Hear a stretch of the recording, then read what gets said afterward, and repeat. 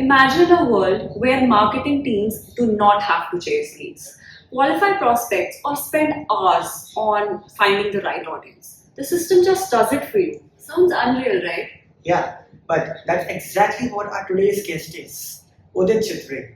He is a digital transformation leader and a product innovator who is redefining how businesses are built and enhancing the customer journey experiences. Today, he is at the forefront of product innovation, working as the CEO and co founder of Swiftex, where he is working on the no code digital onboarding and customer experience enhancement.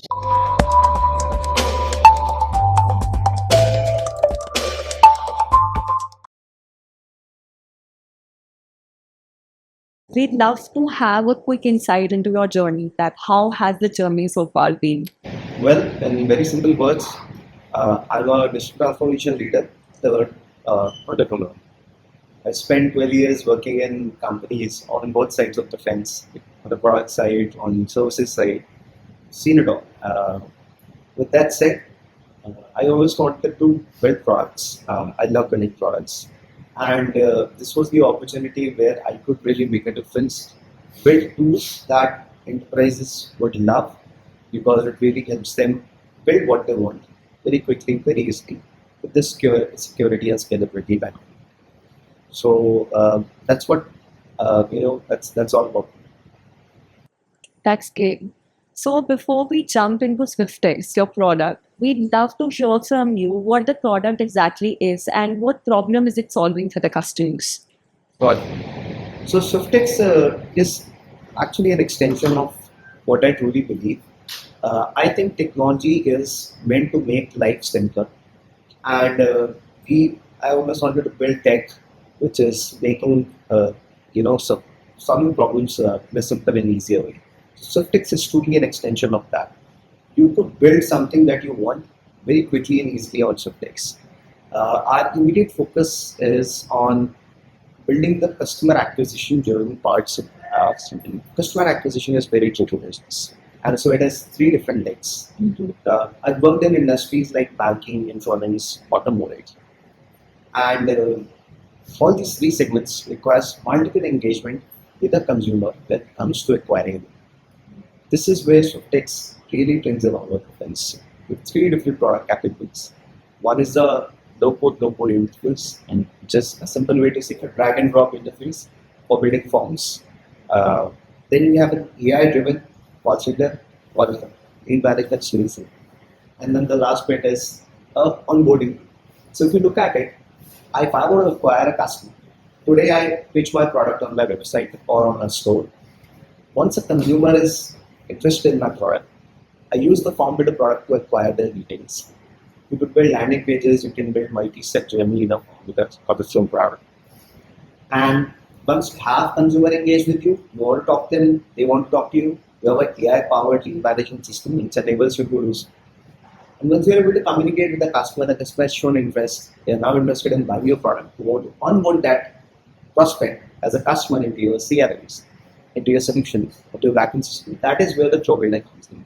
So it's essentially cutting across the entire customer acquisition piece in a very simple way. And so these are the tools which I always tell when I was working with corporates and enterprises that I had, and I wish I had, but I never had. So that's why I thought of building so it's me. Basically, there are many layers which are automating every section and making it workflow, right? Okay. Firstly, we have this question with it. Since you started your career in engineering, did you ever imagine that you will land up here at the crossroads of product strategy, AI, and analytics? No, I think when I started my career, I was so there was a job description that was given to us, and I was hired as an intern in a company, this year and job. I never imagined my focus was picking out features. I never imagined that I'll be operating at a juncture where product marketing, analytics, engineering, all of these things will come. It's only a lot later when I started interviewing my clients, understanding how the products and solutions that we were building. That's when it actually made sense that it actually is a task for everything. It's not just a man. Well, yes. So talking about engineering, like you have seen a phase of product engineering in your career. So we would like to know that how is that evolved in the last 5 years for you? Well, last 5 years you weren't even here, so I'd love to understand how you guys look at product engineering. But I'll tell you, it's a very interesting question for me. Honestly, last 5 years have literally changed entirely of how product engineering would look. 5 years back, you guys were in college. I was struggling to set up our own product team. Uh, Largely my challenges were that for doing everything, I was hiring people, hiring engineers to do every part of the job. But today, AI has really been a game changer. AI has given you the ability from a simple prompt, you can actually build a complete feature, ship it out very quickly, test it with your users, and experience how it looks. So, product engineering has really changed in the last 5 years, and it's going to change much more in the next 5 years. But what's your take on that? What do you guys think of product engineering? I feel that, like you shared that 5 years back, we were also at college. And at that point of time, I feel like product engineering was not in that much hype, or I believe we were not that much known to product engineering as much as we are now, and as much we know about this particular field, that how much boom that particular field has taken. What do And you think? yeah, more of your answer. I can say that you're right. Automation has actually changed many engineering fields, and product engineering is also one of them. But also for me, like I said, back 4 years, 5 years, for me, coding was just related to synthetic and related problems. Now, seeing product engineering and the automation towards it, we have also gained a lot of wide perspective on it. Yeah, and I think I agree with you both. I mean, the thing is, today if I have to build a website, I don't really need five engineers to help me understand and build it. I can simply go to an AI tool and build it. I mean, that wasn't possible 5 years back. It's possible today. It gives you the cognitive edge. If you have an idea and you want to build something, today you can simply take that idea to market without having to rely or depend upon purely engineering solutions. You do need engineers, but it's more to do with testing out your ideas. I think everybody has now got the ability to test out their ideas, build something quickly and those. Okay, so what I think is every product demands a strategy. And for you, I would like to know that what is one strategy or maybe many strategies you have followed which gave your product a right direction? Well, that's an interesting question. For almost last 12 years, I have got a understanding and experience of working in white space. So that has really built a core expertise around. I wouldn't really say expertise. I would say that has given me a strong understanding of how scalable robust systems should be built, and that is one of the strategies we have put in place. We are focusing on building a very strong product backend so that whenever we are able to deploy it to a customer, they truly get a delight by using that tool. That is the quality. So I would say I don't have many strategies in place right now. It's too early for that. But the one strategy that we are putting in place is that we are going to build a very strong backbone of the product so that it really helps us or puts us in a place where people can they can be delighted by using it. Or Okay. And the like you're using AI automations a lot in your product, and this also comes with a lot of real-time data analysis, I guess. So I would like to know that does data helps you towards making the leads more engaging, or you are more inclined towards customer feedback for the engagement, like, or there is a balance between the two? so I'd like to understand from you guys that let's say today if you are booking a cab, you're trying to go from point A to point B. If you are using, let's say, crap for that, what would you say? You know, how we make that experience better for you. And so my answer essentially hides in your answers. It's not really data. It's actually data can give you sometimes point positive job. So you need to validate your thoughts with the consumer's feedback. So which is why every time when you book an app, book a ride, and you end your ride, there's a feedback that is there. It's not because there was a SLA defined, a service level agreement that I will drop you from point A to point B for 100 rupees, and you will charge 100 rupees. So the data tells you all of that. You don't really need to ask somebody. But if you don't collect the feedback from the customer, how was their experience at the end of the ride? And I would appreciate that all of you was there going, right? If you don't really get to share that feedback, you will never get to know what went wrong. And sometimes even the best of the rides that appear from the data end up having very interesting customer feedback, isn't it?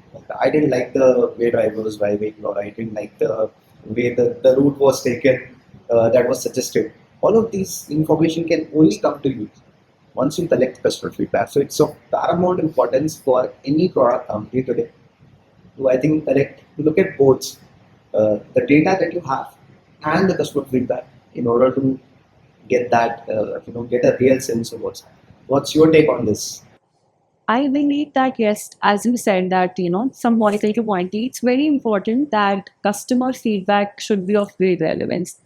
Like for this question only, I have a further follow-up question to you. That has it ever happened that you got some critical customer feedbacks, and how did you handle or how did you manage those customer feedbacks? I think we get customer feedbacks all the time. So it's very important to understand how to respond, because customers have needs, and which is why they use your products and services. So if I've got a question right, you're trying to understand how did I manage the customer expectations, the customer feedback. I think all critical feedback or any feedback goes through a stringent process, types of things. And I tell that to my team all the time, that whenever you're getting a feedback, you should thoroughly look at the why the feedback has come, what caused this feedback, why did you not think about it, does not accounts for the feedback inputs early in the process so that it's not later in the process. All of those questions are being asked. Once we've thoroughly, let's say, sound every bits and pieces of it, that is when we take that feedback more into our processes again. And we try to understand, is this could have been done better. So there have been a lot of feedbacks. Thanks to our customers, they share feedback with us. So for this, for the enterprise customers, it is very difficult to adopt to new systems, new things because of the current processes and systems. So how do you challenge this one thing to deliver the tangible value, and how do you do that? I think you touched upon an important principle that I follow, and something that I keep telling people. And this is the learning from my first job, by the way. I didn't know this from before. In fact, I didn't know anything from before. I learned everything in the industry. So I wouldn't say that I was book smart. I'd say I got street smart. In my first job, I was doing CRM consultation. The client was an insurance company, and they shared that they wanted to implement a CRM solution. You guys understand the CRM? Yeah, so CRM is a customer relationship management software. People use CRM to store their consumer records. So let's say today you are buying something from shop. Okay, the shopkeeper keeps your data recorded, somewhere in the books that so and so customer bought something at this and this date. And if you are a repeat customer to that shopkeeper starts to understand your needs. The next time you visit and you probably ask her product, the shopkeeper already knows which brand you buy. How does that happen? In the normal human life, we have memory, which we store this information. In a very similar way, in the software ecosystem, we have a customer relationship management where we store information about the consumer and the products that they buy, if you are selling products or services for that matter. And then this serves as a memory for everybody who wants to understand more better. CRM softwares are best used so that cross-functional teams can come together. If today Aditya wanted to know more about what Nilashi likes to buy, and Aditya is a marketer who runs ads, then he can look up your data in your CRM, understand what Nilashi wants, and actually run ads personalized me. That's how useful CRM can be. You know, I just have this example like Swiggy and Zomato, like they, give the notifications that you might, matlab, they have very creative way of sending these notifications. Ki aaj ye khaye, aaj something like that. So is that related to CRM? Yeah, so CRM keeps a record of all your transactions, and then it kind of it's used by cross-functional teams, like I said, for different needs to do different things. So if I'm doing an order delivery and you didn't receive your order, the service executive team or the customer support team has access to your data, limited data that they need to, and they can help you solve your order related issues. Whereas a marketer on the other hand can look at your order history and understand what you need. They don't really look at your personal data, but they essentially look at your behavioral data and then use it for personalizing things that are better for you. Right? And it includes the clicks also, like which section is most clicked by one person. Or Because CRMs are not meant to garner click data. Click data is something that goes into an analytics system. I'll separately touch base upon that. Essentially, I'm just trying to get back to one of the earlier question, right? Which is, my first learning in my first company was that how do you create value and how do you drive adoption of any product or any feature is the most important thing. And it doesn't matter how great your feature is. If that feature is hidden somewhere behind or if it is not solving the real problem, then it will never be adopted by the users. And so it's very, very important for everyone who's building a product today or who's delivering a service. If your consumers don't know how to use it and if they are not adopting it, the feature is of no use. I'll give you a very interesting example. I keep using this a lot. I went to Bali Bali is in Indonesia, so I went to Bali for a trip with my wife, and this was the first time I was experiencing an app other than let's say a ride-hailing app other than what we have in India, Uber or Ola, for that matter. And I was using Gojek. So I pulled out my phone. I booked a Gojek or Go. I don't recall exactly. And then let's say it was Gojek. So I pulled out my phone. I booked the cab, and it started showing me the images of, because I was at the airport. So it started showing me the images of all the exit doors that I need to follow one by one. So as I'm moving, it is keeping a track of it and showing me that now you've reached at this point, and this is the image you should be seeing in front of you. It helped me so much because the place was new, the language was new, I didn't know it, and I never knew that this feature could exist in a ride-hailing app. It was mind-boggling for me to experience it.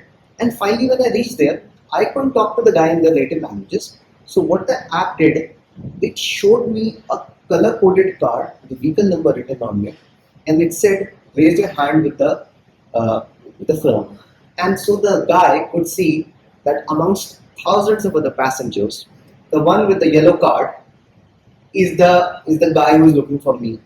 And so we use simple color coding technique in order to isolate people. Can you imagine that? That I am able to find my guy who's also raising his hand, holding a yellow card in a way, it's your phone actually, to find each other. I mean, that's amazing. It's so much intuitive. It's something that goes to basics and it gives you so much delight that finding a cab parked in a parking spot can be so much easier. I mean, imagine doing that, explaining it to a normal user that I have to go, you can't speak the language, you can't talk to other people because they will not be able to understand you, and still being able to do the same thing over and over again. And then I saw this kind of coming into Indian apps as well. So even seen this at other places as well. So small observation, but very interesting experience that I felt. And that's what makes a product stand out, right? So which is why I feel, to your question, how do you generate value? In this example which I shared with you, did you feel that it generated value? It did. Was it really affecting the core business? It wasn't. It's a side, let's say, a feature. The core was me finding a person, right? It's two people finding each other. One is actually taking me for a ride, and I am the one who wants the ride. So the core of the app was this. But the side feature gave me so much delight that next time I'm going to visit a Southeast Asian country, I'm preferably going to use the same because I just love the feature. Features clearly. I think it's the delight and the value that it generated for me that played a pivotal role. Feature could be another app as well, but the way it got introduced to me for the first time, me experiencing it, and then being able to use that feature seamlessly in a very simple manner. So simple, easy, available is what created value for me, and that is how a feature was useful. Imagine if this feature was hidden, I had to click 5 buttons to reach it. I mean, the feature would have been there, but it would have never created value for me. Guys make solution, scalable solutions without glitch. So how do you make sure this in Swiftex that you build scalable solutions while experimenting also that and your solution remains intact, like of course it does not break in the process.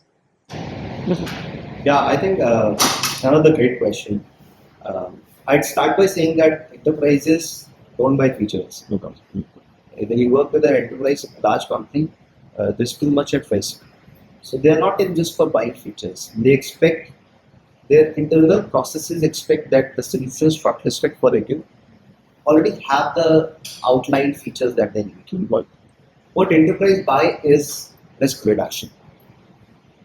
So, as much as you want to experiment with the product that you have, what enterprises are looking for is how minimal the risk is with a UN solution, because that is what makes sense. So, hence, my earlier point as well that our focus or our strategy should has always been around how to build a core robust system.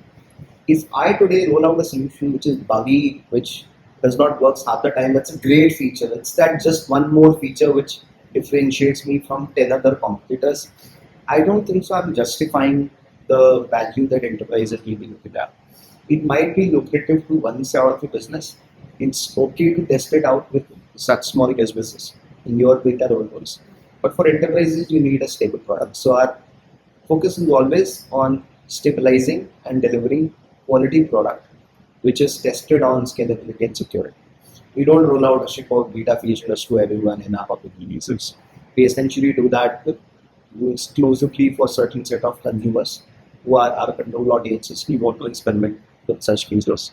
It's up to them whether they want to use it or not. But we only ship out stable products. That's how we ensure that there's a very clean cut between experimental features and stable releases.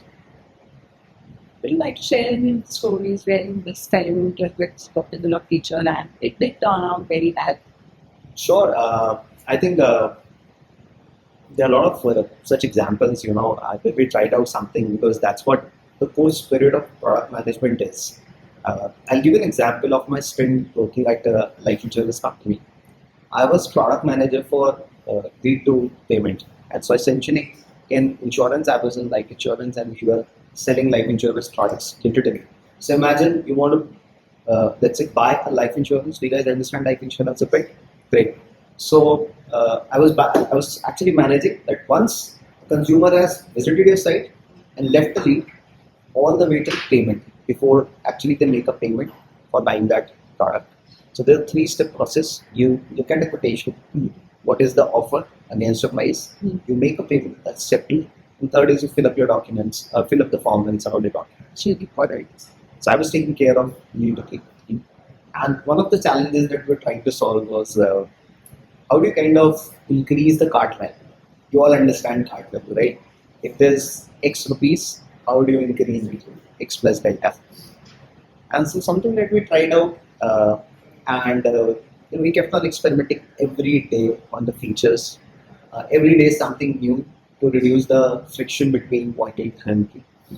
Again, from key to payment. And so we kept on trying things, and we realized that if you reduce the number of form clicks, that means if I had 3 forms in order to reach payment versus 2 forms, people ended up actually attaching one more product to the cart. It increased the cart value. And that was counterintuitive because I didn't explain my product feature. Still, people preferred adding the product on the same page, it created complexity to understand the whole product. Still, they preferred doing that because it was a faster checkout. It wasn't a clickbait. It was truly added, shown as an option to you. You clicked and checked out. That journey performed better. Which we earlier or traditionally we used to believe that if you're selling insurance, if you wanted add something to the cart, you should ideally show it on, let's say, on a separate page, giving disclaimers that this is a new product, this is a new feature. But that will make sense for the consumers. They said, our journey is simple. Make it 2-click, and that is what works best for us. It was very interesting delight we found that this is how consumers behave with the sponsors. So, we have learned a lot about how Swiftex is transforming the industry in this whole sector. So, I would like to learn that how do you see that Swiftex provides an opportunity to transform the customer experience and this whole enterprise workflow, let's say for the next 2 to 3 years?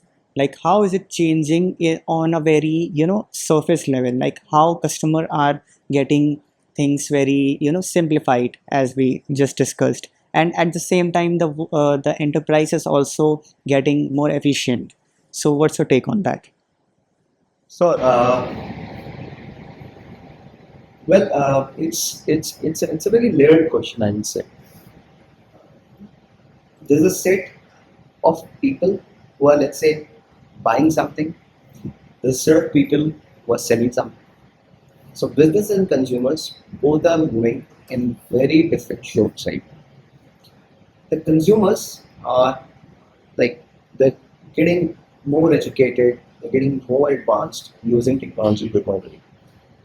5 years back, my father didn't know how to operate Facebook or Instagram. Okay. Today he's a so he knows how to get on Instagram, take a look at a reel, share it with his friends. And I didn't teach him, by the way. It's not like TikTok with dads. That never happened with my dad. It was simply my dad getting from his friend circle to know how to use technology.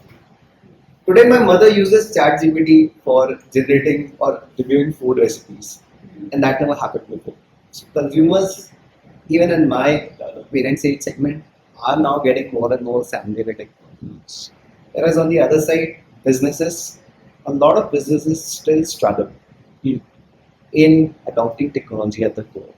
So I think the shift that we're going to see in the next 5 years is essentially businesses getting ready for how consumers engage with them.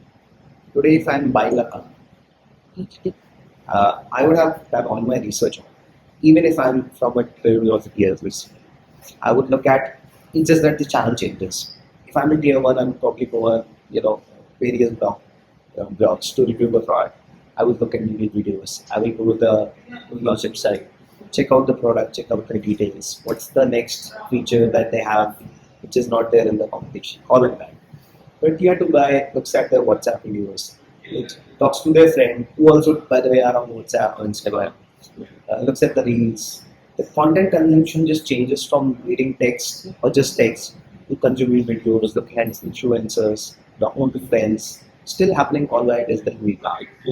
While the consumer, let's say the OEMs or the businesses are still struggling because they still traditionally believe in the same means that somebody will visit the store and they will start the discovery from that point. That isn't happening.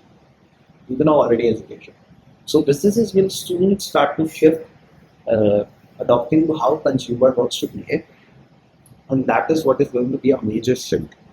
Which is where I believe platforms that we are building are going to be crucial because that gives everybody the access to things, necessary tools that they need to, that they really need to digitize themselves. And once they have access to those things, they should be able to build it in an easier way. And once they have achieved that, they are then going to be at par with what consumer needs. And this cycle doesn't end; it keeps on, repeating itself. So once the consumer behavior will change, the business will have to change. That's the dynamic for the past 40, 50 years. That's the dynamic that is going to be there. But you said customers are adapting it with time, but the industry is struggling a little bit to adapt the new changes, right? And is it because of the stubborn behavior they have been seeing growth over the past years and they don't want to change? Or is it about something cost value, like they have to restructure everything and take a whole new risk? Yeah, I think you're bang on. That's what happens. I build a process today. Let's say I deliver a service, Urban Clap. Okay. Let's take example of Urban Clap. Urban Clap has a way of finding people who need service with the service providers who are providing the services. Imagine if that was a Urban Clap wasn't a, let's say, a place to find people. You are a traditional business providing services. Every day you have 500 people going out to different people who are delivering services. You have a set standard operating procedure through which you operate. And you have reviewed this standard operating procedure, SOP, multiple times across multiple streams in order to get it at the most efficient level. And imagine now there's a change. Now there's a change in the consumer behavior that they don't order the services in the same way or they don't expect the payment to be delivered to you in the same way. That means you as a business, will have to change as per them. Imagine the difficulty for you. It's not easy. Something changed in the market, and as a business, you have to change according to it. In 2014, when digital payments, took up the boom, likes of Paytm, PhonePe, BharatPe, Bheem, all of that came in. Who expected a simple hawker selling, let's say a grocery on a thela to have a QR code? Did you imagine? Nobody imagined. Businesses resisted for a very long time. Right. And then they eventually had to give that as an option because consumers preferred that way. So a simple shift that now I can make payment instead of cash via UPI that could be as less as 1 rupee or as minimum as 1 rupee. That shifted the narrative for business because they had a standard procedure of, let's say, accepting credit card and net banking. They had to incorporate UPI. If they never incorporated UPI, a large share of the consumers can actually buy your products with names. It will go away from you because you are not offering them that feature. And imagine for a large business, for an enterprise, they will have so many different touch points which can change. Very recently, GST policy has changed on 22nd of September. Imagine business had to change according to it. Right? It's not easy. When you have a set operating procedure which is working very efficiently, which involves multiple teams to come together, handshake in order to deliver something. If something changes in the market, it's very difficult for business to adapt. And so it is, which is why you said it right. It's because of the cost. It's because of the change. People do resist change because it's not simple to. It's not. It seems simple. It's a very simple, very small change. It's a very small change. In any business, that is where their agility is what is being questioned or what's put to test. And when the change happens, if you are an agile business, if you are really nimble, you can change quickly. If you're not having the right tools and let's say processes and people in place with the right mindset, it becomes very difficult to adapt to change. So, that you tap into different industries, like let's say automobile, let's say insurance. So, working with which industry has been quite sort of a challenge in terms of this only industry change. So, Uh, I don't think so. I have a specific industry where the change was different. It's just that I feel that I've worked in largely three major industries: automotive, banking, and insurance. All three industries are regulated by regulator. Banks have RBI, insurance have IIDA, automotive has various regulators and industries. The regulated industries are generally difficult to rotate or difficult to change because there's a regulator which is constantly reviewing your processes, your values, your systems. All of that is actually understood at all times.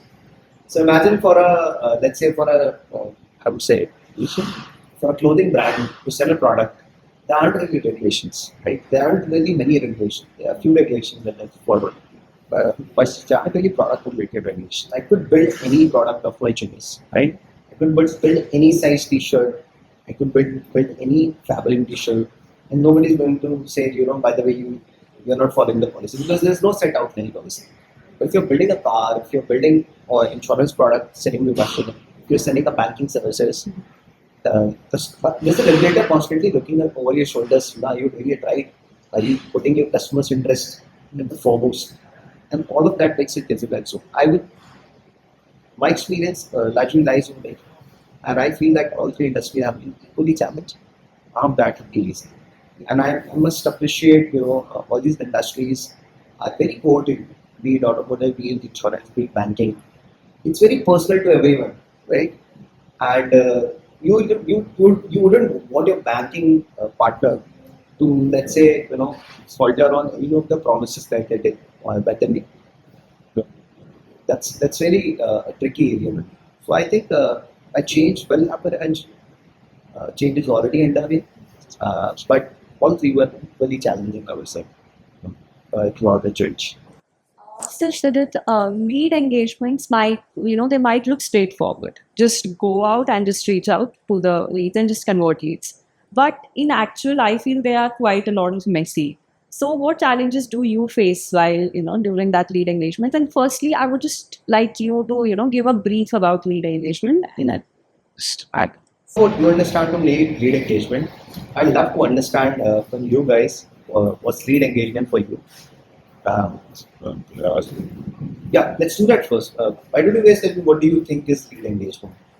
So from my perspective, going very, plain, I believe that lead engagement is something a client comes and, based on our product, we just pitch and it can, the lead gets about it. Something like Let's say a consideration person who is considering something that. Yeah. to purchase or to take a service.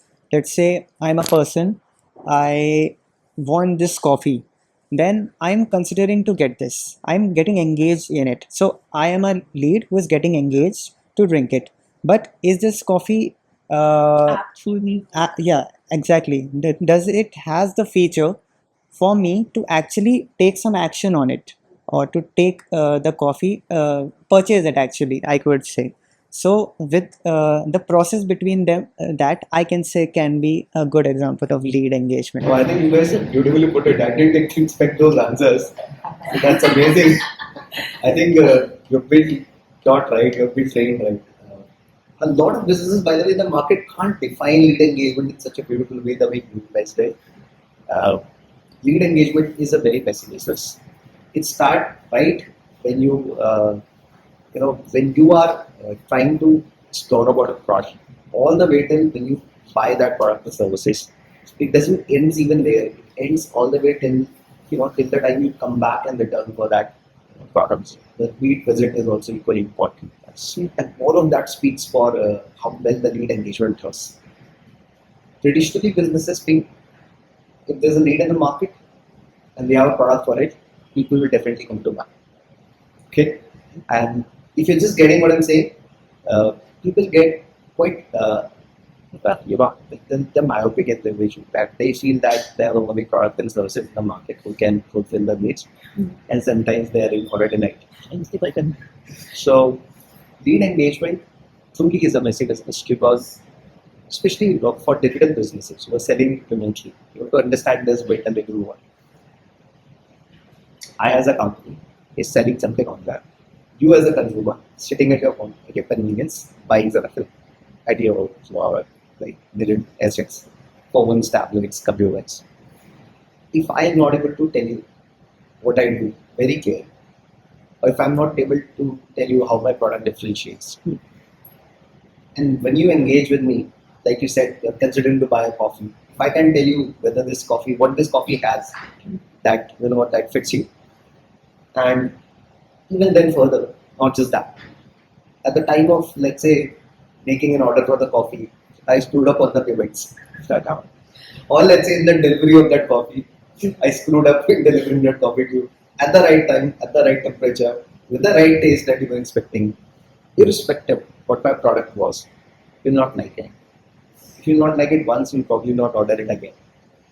So that chance that I have is very minuscule. And having everything right at every step is very important. In order for you to, as a customer, have a delight, earlier having this. Imagine doing that for one customer and then repeating the same success over and over again for those another 10 lakh customers who are going to come to buy. That is what a business is. So lead engagement is really, really tricky because it is when it is done at scale, it really needs you to kind of repeat the same success everywhere, right?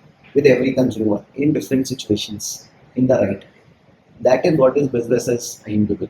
And that is why it's a very messy business. There's multiple handoffs that are happening from, let's say, in order receiving till product or let's say a commodity shipment, and that shipment arriving you, and then you experiencing it, and then leaving that feedback. Like we earlier discussed, all of that has to work in the most seamless way for every consumer sitting in different cities, different states. That is what essentially lead engagement is. If I was able to explain that to you in the simple way. So that means different teams, different people, different processes, everything happening right every time with every customer is what will. Okay. So, like you said that, some companies, they just think that they have the product, people would come. So that is one aspect where most companies might lack in terms of lead engagement. Any more areas where most companies lack in terms of lead engagement versus any areas where companies perform exceptionally well? Any example in terms of lead engagement? Yes, I think a lot of aspects to lead engagement, like I said, it isn't really just engaging with one person or a few customers. Usually companies go wrong in two or three main domains. I will just focus on time. One of the biggest challenges that I have seen through multiple boardroom meetings is that not having clear definitions. That I have to generate a million leads.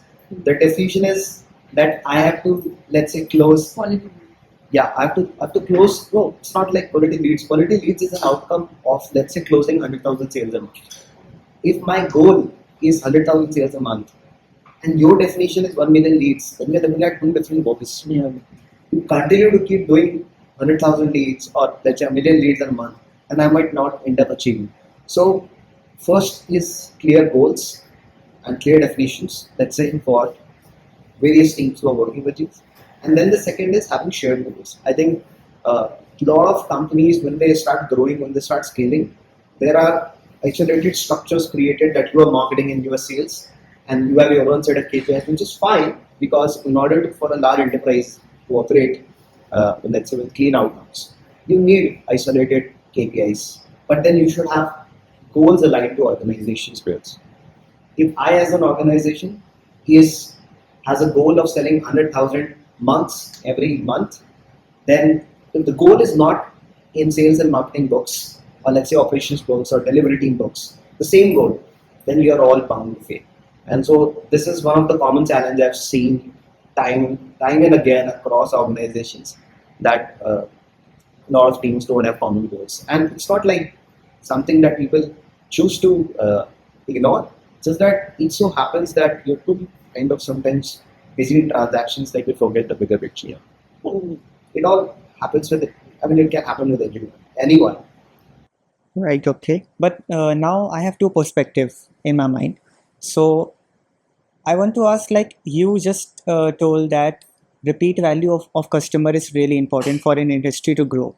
At the same time, we also know that scalability is also one goal every industry specialist have in their mind at every point. Like they don't want to stick to 1 lakh, they want to go to 10 lakhs and 1 crore customers.